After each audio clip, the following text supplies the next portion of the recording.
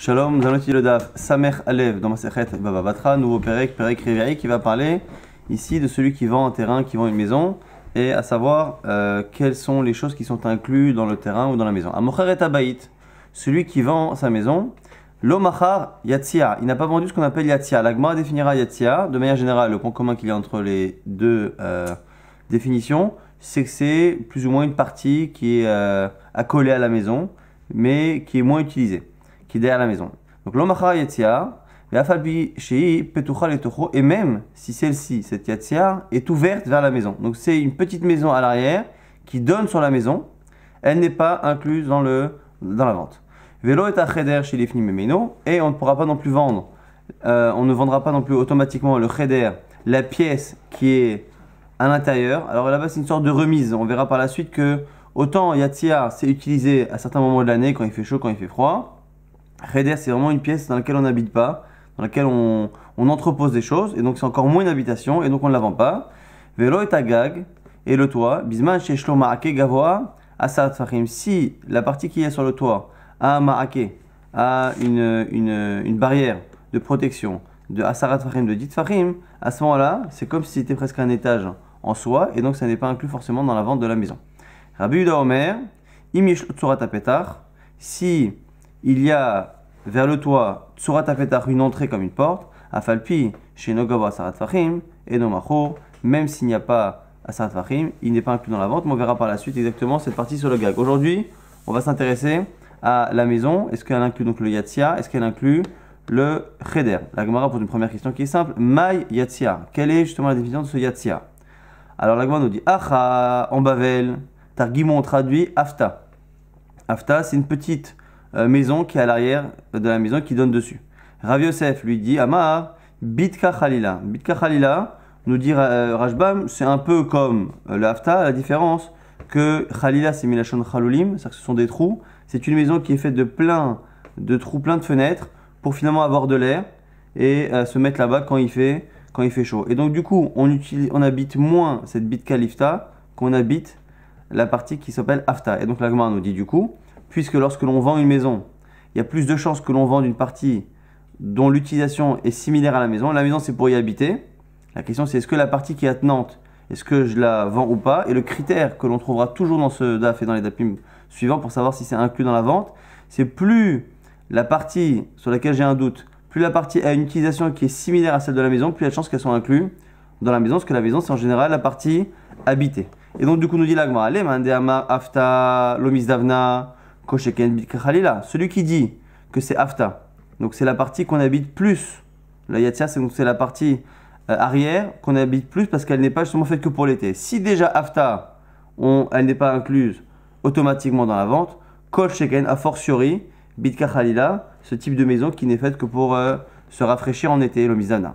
Et l'inverse, par contre, les mandéamar bitkachalila, celui qui a dit que dans la Mishnah, on dit que la partie qui n'est pas vendue, c'est Bitka Khalila, c'est Davka Bitka Khalila parce que justement, elle n'est pas utilisée au même titre que la maison. Aval Afta, mais Afta, celle qui est collée à la maison et qui n'est pas là que pour l'été, dont l'utilisation peut être assimilée un peu plus à celle de la maison, Mizavna, et donc du coup, c'est la marloquette ici qu'il y a dans la définition de Afta, avec une conséquence.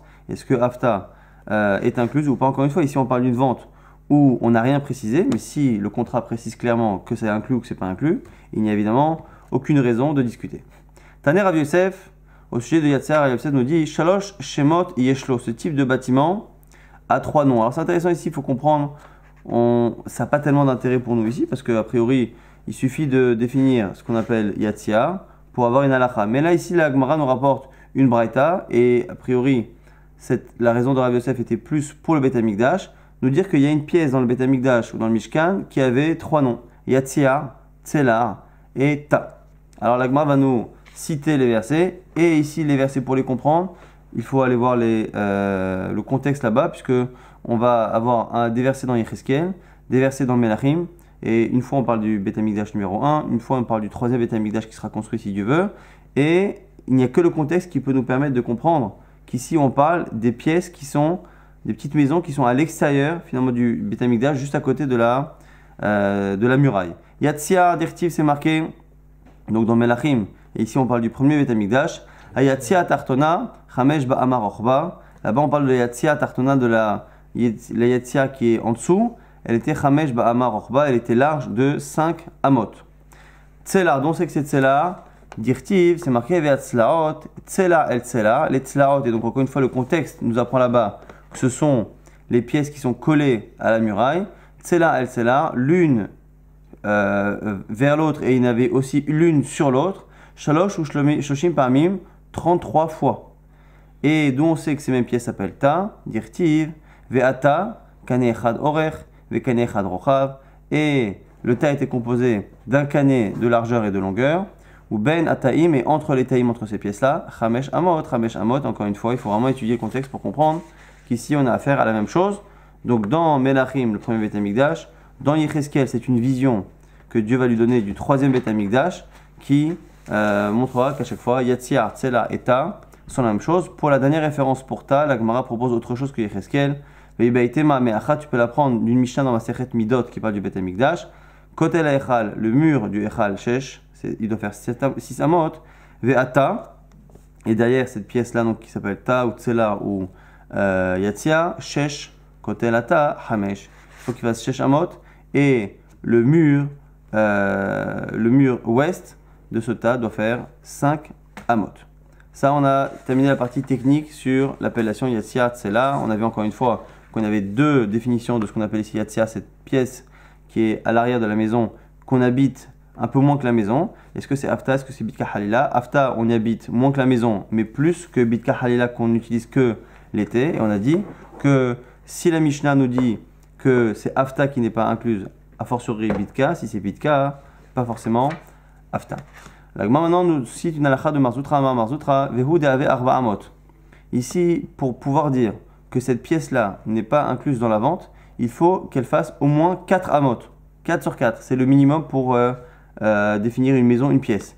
Sinon, c'est même pas une pièce, c'est même pas une maison, et donc c'est inclus dans la vente. Alors, objection ici. Amarle Ravina, les Marzutra, Ravina objecte, les Didar, selon toi. De Amart adeave arba amot. Selon toi qui dit qu'il faut qu'il y ait arba amot. Explique-moi. Et là, mais à Gabé Bor, au sujet du puits ou n'importe quelle fosse, dites Nat, c'est marqué. Lo et bord, velo et doute. On verra plus tard, c'est la suite de cette Mishnah qui dit que pareil, lorsque l'on vend une maison, ça n'inclut pas bord et doute, c'est les deux types de fosses qu'il y a dans une maison. Afalpiche et katavlo, omka veruma. Même si c'est marqué finalement dans le contrat que je te vends la hauteur et la profondeur de ma maison, ça n'inclut pas les puits. Selon toi, tu as dit à l'instant que pour la maison c'était 4 sur 4, d'abord pour que ce soit pas inclus, pour que ce soit quelque chose de particulier. Selon toi aussi, on devrait dire que le puits est exclu d'une vente stam que s'il faisait 4 sur 4. Achanami, yavu arba amot in, ilolo. Selon toi, cette Mishnah ne devrait être vraie que si les puits font 4 sur 4. Or, de manière générale, les puits ne font pas 4 sur 4. Et donc du coup, tu vois bien que là-bas dans les puits, on nous dit que même si on vend une maison et qu'on précise hauteur et profondeur, on n'a pas inclus dedans le puits, même s'il ne fait pas 4 sur 4. Donc tu vois bien que ta définition de 4 sur 4 est fausse. Réponse de Marzutra Achriashta. Atam atashmishta lechud et atashmishta lechud. On reprend comme c'était la même logique de regarder encore une fois l'utilisation. La Gemara nous dit, la réponse de Marzutra, c'est que là-bas dans le cas du puits, effectivement il n'y a pas besoin de définir une superficie pour pouvoir l'exclure de la maison. Pourquoi? Parce que l'utilisation tashmishta de l'un et tashmishta de l'autre les chouds sont complètement séparés. La maison c'est pour habiter, le puits c'est pour avoir de l'eau. On peut très bien avoir besoin de l'un, pas de l'autre, pas de l'un. Et donc, il est tout à fait logique ici, la déconnexion du puits par rapport à la maison ne nécessite pas une superficie minimale. Alors que lorsqu'on a affaire à une maison, et avec à l'arrière une autre maison, on peut estimer que cette maison à l'arrière n'est déconnectée que si elle a 4 sur 4 où quelqu'un peut habiter. Si elle n'a pas 4 sur 4, personne ne peut y habiter, donc elle est incluse dans la vente. Acha, il dit veidi chadatashmishtahi, alors que là ici, la maison et Yatzia, c'est à peu près le même type d'utilisation. Il y avait Arba Amot, Chashiv, Veilolo Chashiv, et donc si il y a 4 amot sur 4 amot, c'est déjà quelque chose en soi, et donc ça peut être considéré comme étant indépendant. Sinon, ça n'est pas assez important pour être indépendant. Maintenant, il avait dit dans la Mishnah que non seulement lorsqu'on voit une maison stam, on ne vend pas le Yatzia, la petite maisonnette qui est à l'arrière, mais on n'a pas vendu non plus ce qu'on appelle Cheder. Et Cheder, on avait dit dans la Mishnah, c'est une pièce dans laquelle on entrepose des choses, donc on n'habite pas. Et la Gemara va poser une question évidente. Si tu dis déjà que la petite maison qui est à l'arrière, qui est pourtant habitée. Donc on aurait pu penser que quand je vends la maison et tout ce qui est habité, donc j'aurais pu inclure cette petite maisonnette à l'arrière. Si déjà la petite maisonnette qui est à l'arrière n'est pas incluse, a fortiori la remise dans laquelle je n'habite pas. Cheder mi baria, est-ce que j'ai besoin de m'enseigner Cheder, elle en tourne la page. L'autre, je vais te dire pourquoi. Des afalgav, des matzale, mitzre, abarai. C'est un cas particulier. C'est un cas où donc il y a la maison. À l'arrière, il y a une pièce, une remise à l'arrière de la maison. Effectivement, on n'y habite pas. Ah, quel est le chidouche?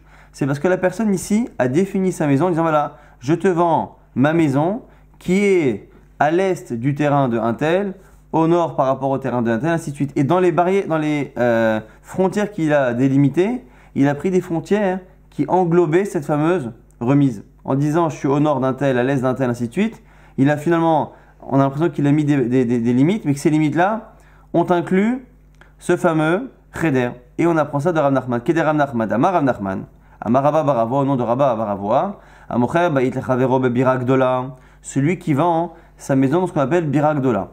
Alors, Bira, Rajba nous explique le Bira, c'est une sorte de grande maison. Enfin, c'est pas une grande maison.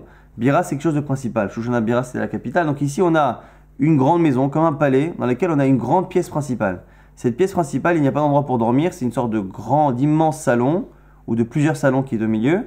Et à l'extérieur, enfin, de tous les côtés, de part et d'autre, de ce grand Bira, on a des appartements, des petites maisons. Donc les gens, on peut inviter du coup des dizaines de personnes et chacun retourne dans ses appartements le soir, mais on a une immense pièce ou bâtiment à vivre qui s'appelle Bira. Et là-bas, on nous dit quoi? Mocher, Ba'it la Chavero, celui qui vend sa maison à son prochain, le Bira Gdola, qui est dans la Bira Gdola. Afalpi, chez Matzalo Metzarim Achitzonim, même s'il a il a délimité les frontières, mais les frontières externes, Metzarim Ichivlo, c'est simplement, il a été large avec les frontières, ça ne veut pas dire qu'il inclut tout. Alors, on va essayer de comprendre là-bas cette histoire de Rav Nachman. Echidame, quel est le cas?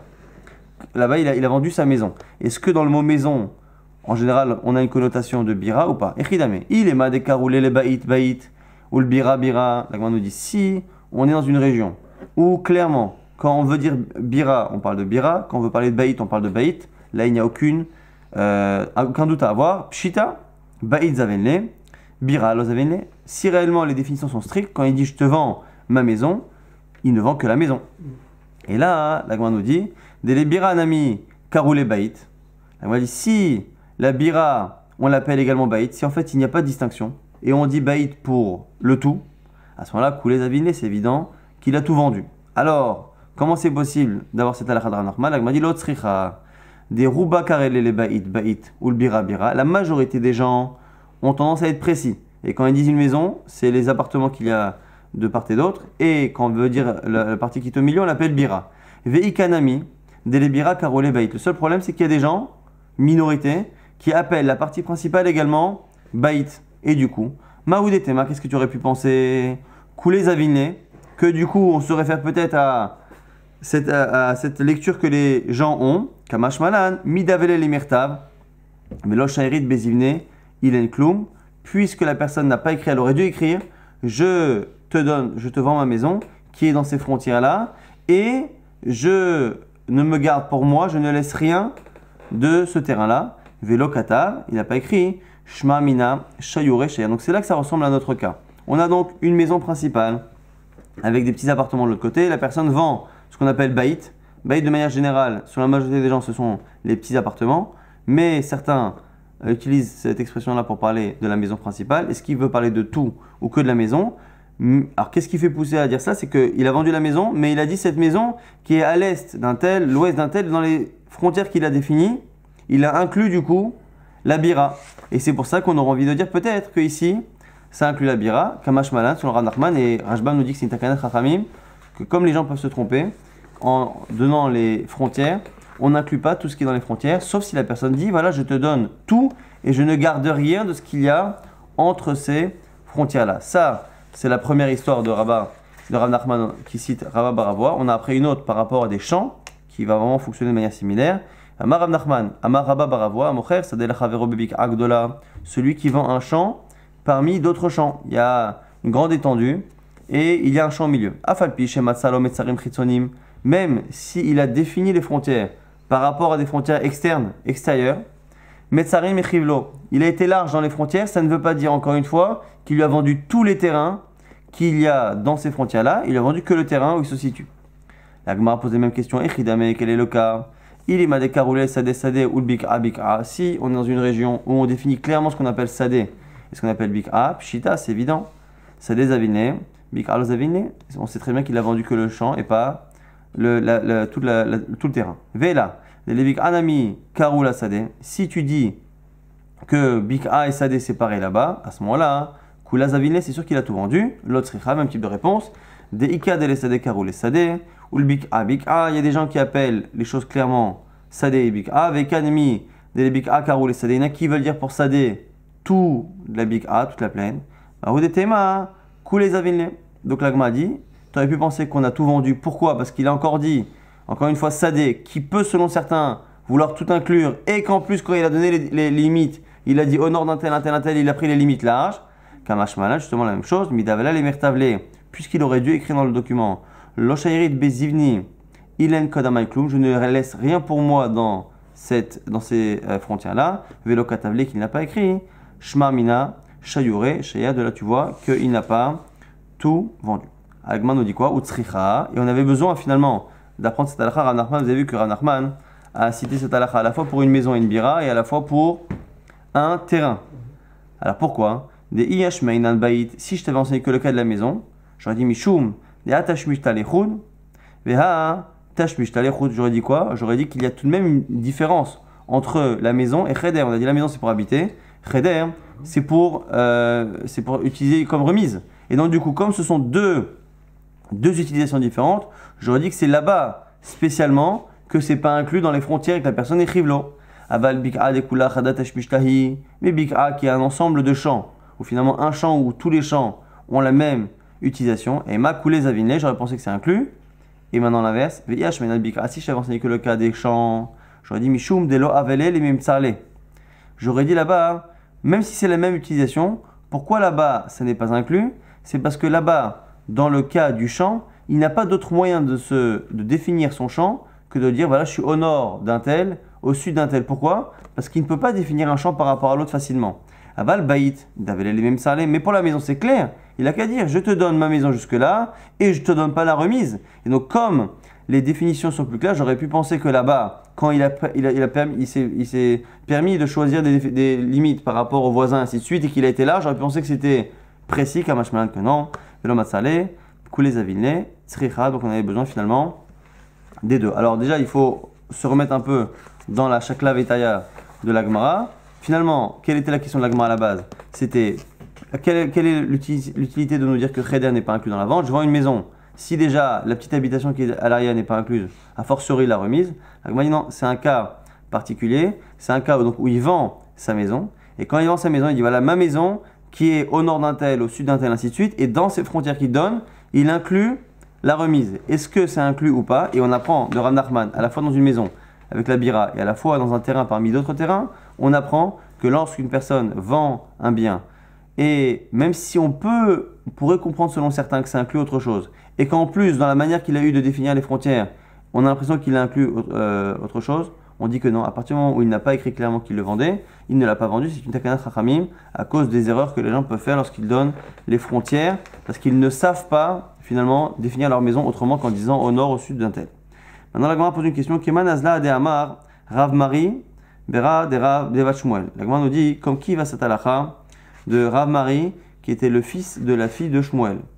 Alors, Mishme d'Abaye, qui était du nom d'Abaye, Haïman de Mazvenele Midele Chavre, c'est-à-dire celui qui vend un bien à son prochain, il doit écrire Lo Shairit Bezivni Ilen Kodamai Klum. Je ne garde rien de ce terrain. Keman, la Gemara nous dit, Rav Nachman, Amarava Baravoa, c'est comme Rav Nachman au nom de Rabba Baravoa, qui dit encore une fois que même lorsque l'on donne des limites claires d'un terrain, il faut absolument préciser qu'on ne garde rien pour pouvoir inclure tous les biens, sinon il faut préciser les biens qui sont vendus.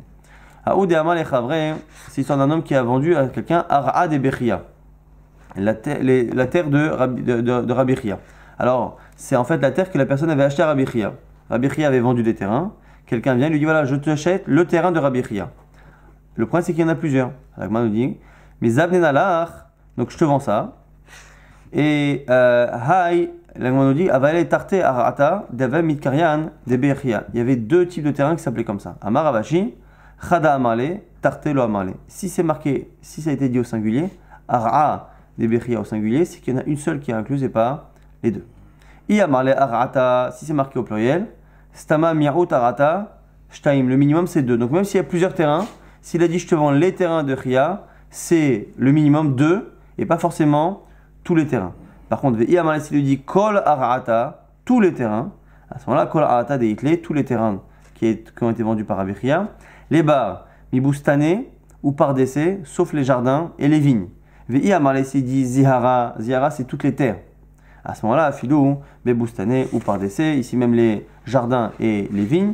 Les bars Mibate Veravde, sauf les maisons et les serviteurs. Iamale, Nirse, et s'il dit tous mes biens, à ce moment-là, Afilou, Bate Veravde, même les maisons et les serviteurs. Donc on va récapituler rapidement ce qu'on a vu dans ce DAF. On a vu que lorsque l'on vendait une maison Stam sans préciser, on n'incluait pas dans la vente la petite maisonnette qu'on met à l'arrière. On a vu qu'il y a deux types de petites maisonnettes, une qu'on utilise très souvent, une qu'on utilise moins souvent. Marloquette dans la Gma entre les gens de Bavel et Rav Yosef, est-ce que celle qui n'est pas incluse, c'est que celle qu'on utilise en été, ou même celle qu'on utilise quasiment tout le temps. Donc ça c'est marloquette, est-ce que c'est Afta ou est-ce que c'est Bidka Halila. Après on a vu que dans les psukim de Yecheskel sur le troisième Beth Amikdash en prophétie et sur les psukim de Menachim sur le premier Beth Amikdash construit par Shlomo Ameler, on avait une appellation de petite maisonnette qu'on voyait à l'extrémité du Beth Amikdash qu'on appelait soit Yatsiar, soit Tselar, soit Ta. On a vu également que Cheder, c'était une remise. On a vu que quand on vendait une maison, mais là ici c'est parce qu'on parle de Cheder, encore une fois Cheder, c'est quelque chose qu'on n'utilise pas pour habiter. Cette partie-là n'est pas incluse dans la vente, même si on a dit je te vends ma maison qui est au nord, au sud d'un tel, ainsi de suite, et que dans les frontières qu'on a données, on a l'impression qu'on inclut ce Cheder. Ce Cheder-là n'est pas inclus, c'est ce qu'on apprend finalement de Segmara. On l'apprend de Rava Baravoa, qui est cité ici par Rav Nachman. Et on a vu également que lorsque l'on vend une maison et qu'on a des doutes, on imagine que c'est le minimum qui est vendu. Donc je t'achète le terrain de Rabbi Chia, c'est un parmi plusieurs. Si j'achète plusieurs, c'est deux, le minimum du pluriel et pas forcément tous. Si je dis toutes les terres, c'est toutes les terres à ce moment-là qui inclut même les jardins.